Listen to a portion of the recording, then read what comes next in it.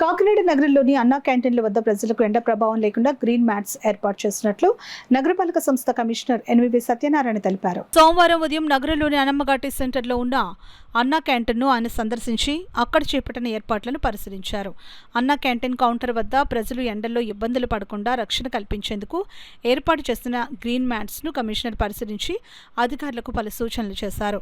అలాగే క్యాంటీన్లో అల్పాహారం తీసుకునేందుకు వచ్చిన ప్రజలతో కమిషనర్ స్వయంగా మాట్లాడి క్యాంటీన్ సేవలపై అభిప్రాయాలను అడిగి తెలుసుకున్నారు. క్యాంటీన్ నిర్వహణ, ఆహార నాణ్యత, వస్తువులపై ప్రజలు సానుకూల స్పందన వ్యక్తం చేయడంతో కమిషనర్ సంతృప్తి వ్యక్తం చేశారు. ఈ సందర్భంగా కమిషనర్ ఎన్వివి సత్యనారాయణ మాట్లాడుతూ వేసవి కాలంలో పెరుగుతున్న ఉష్ణోగ్రతను దృష్టిలో ఉంచుకుని నగరంలోని 5 అన్నా క్యాంటీన్ల వద్ద ప్రజలకు ఎండ నుండి ఉపశమనం కలిగించేలా గ్రీన్ మ్యాట్స్ ఏర్పాటు చేశామని తెలిపారు. ప్రజలకు సౌకర్యవంతమైన వాతావరణంలో భోజన సేవలు అందించేందుకు నగరపాలక సంస్థ కట్టుబడి పనిచేస్తుందని అన్నారు. ఈ కార్యక్రమంలో హెల్త్ ఆఫీసర్ డాక్టర్ పృథ్వీచరణ్తో పాటు ఇతర అధికారులు పాల్గొన్నారు. చాలా ఆనందంగా ఉన్నారు. టిఫిన్ చేసే సమయంలో చక్కగా ఉన్నారు. ఇప్పుడు భోజనం చేసే సమయంలో వచ్చినప్పుడు ప్రజలకి ఎండ తగులుతుంది సమ్మర్ అన్న భావంతో మళ్ళా గ్రీన్ మ్యాట్ కూడా ఏర్పాటు చేయడం జరిగింది.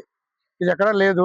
ఎందుకంటే గ్రీన్ మ్యాట్ వల్ల వచ్చిన వారు ఈ ఎండలో నిలబడి మళ్ళా టోకెన్ తీసే సమయంలో వారికి ఏమాత్రం ఎండ తగులుతుందన్న భావంతో ఈ గ్రీన్ మ్యాట్స్ కూడా మనం ఏర్పాటు చేయడం జరిగింది. అందరూ కూడా గమనించాలి. ముఖ్యంగా అన్నా క్యాంటీన్ సంబంధించింది క్వాలిటీ విషయంలో కానీ, శానిటైజేషన్ విషయంలో కానీ, పరిశుభ్ర విషయంలో కానీ, వారికి ఇచ్చే గౌరవ మర్యాదల్లో కూడా చక్కగా మెయింటైన్ చేస్తున్నాం. ఇక్కడ ఎవరికి ఏ విధమైన ఇబ్బంది లేకుండా ఉంటుంది.